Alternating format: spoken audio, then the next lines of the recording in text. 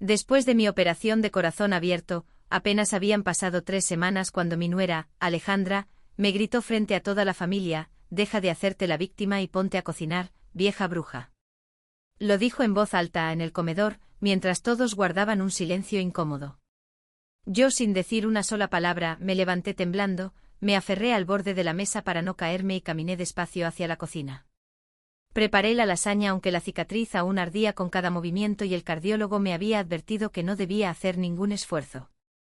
Mi hijo Emilio, mi único hijo, miró fijamente su plato vacío con la mandíbula apretada y no dijo nada. Ni una palabra de defensa. Solo silencio. Ese mismo silencio que se había vuelto costumbre en los últimos años. Mientras cortaba el ajo con las manos temblorosas, recordé cómo todo empezó.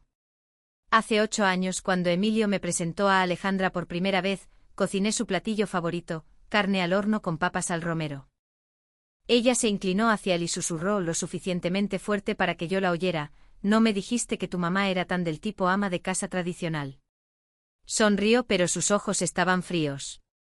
Lo dejé pasar. Pensé que era solo un comentario. Pero no lo fue. Con los años los comentarios se volvieron más frecuentes, más afilados. Cuando llevaba galletas caseras a su casa nueva, me decía: «Rosario, no tenías que complicarte tanto a tu edad». Cuando me ofrecía cuidar a los niños, respondía: «Tenemos niñera profesional». Los niños necesitan estructura, no caprichos de abuela.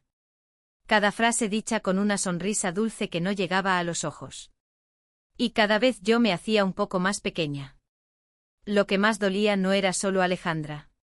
Era ver cómo Emilio, el mismo niño que me traía dientes de león y me decía que yo era su mejor amiga, se convirtió en un hombre que ya no me miraba a los ojos.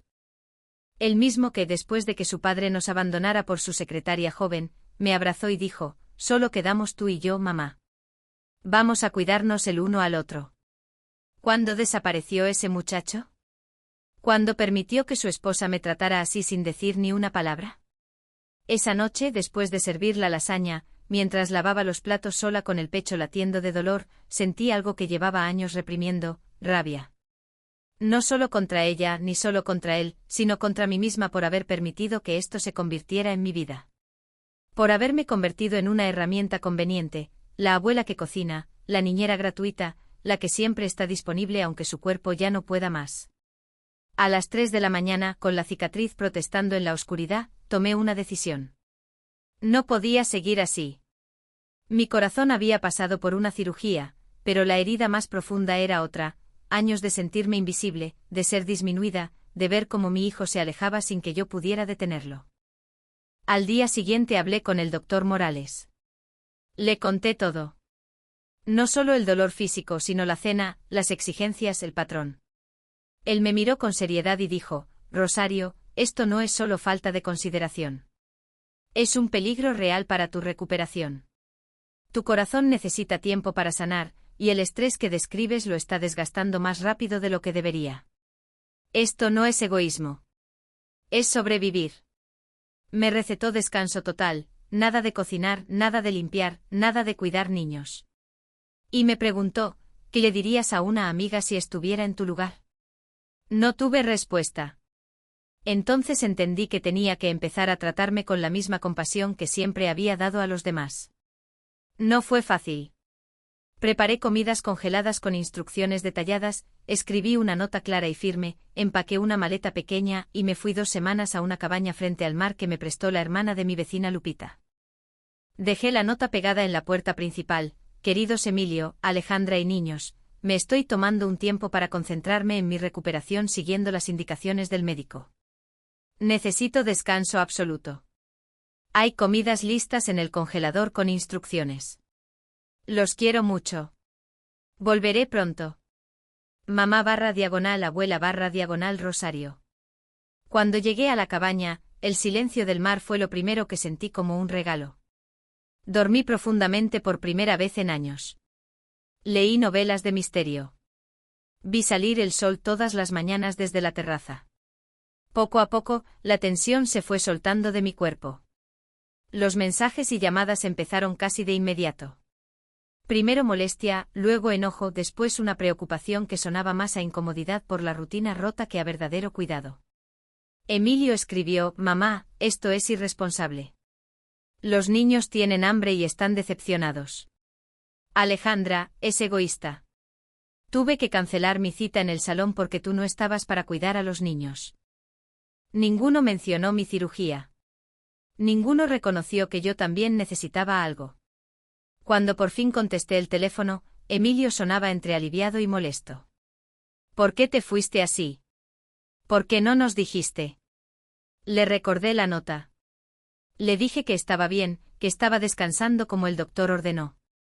Y cuando empezó a hablar de que me necesitaban para las cenas de los domingos y para cuidar a los niños el fin de semana siguiente, le respondí con una calma que me sorprendió: «No regresaré hasta el día 22. Tendrás que buscar otra opción».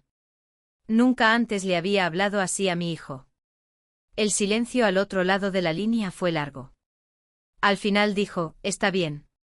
No era una disculpa, pero era un comienzo. Volví exactamente el día que prometí. La casa estaba en silencio. Sobre el porche encontré una canasta de frutas que me enviaron los compañeros de trabajo de Emilio con una nota cariñosa deseándome pronta recuperación. Entré, dejé la maleta y esperé. Cuando llegaron esa tarde, trajeron comida china para llevar. Alejandra me saludó con un beso al aire y dijo: «Te ves descansada». Emilio preguntó: «¿Cómo te sientes?». Les dije la verdad: mi recuperación iba bien, pero era un proceso largo. El doctor estimaba entre 6 meses y 1 año para estar completamente sana. Alejandra preguntó de inmediato si podría cuidar a los niños el fin de semana siguiente. Respondí con suavidad pero firme: «Me temo que no.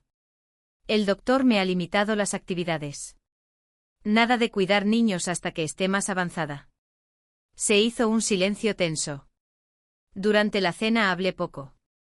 Los niños me abrazaron con cariño verdadero. Renata preguntó cómo era la playa. Mateo quiso saber si algún día podríamos ir todos juntos. Les dije que me encantaría. Cuando llegó el momento de irse, Emilio se quedó un momento más. «Mamá, me da gusto que estés bien», murmuró.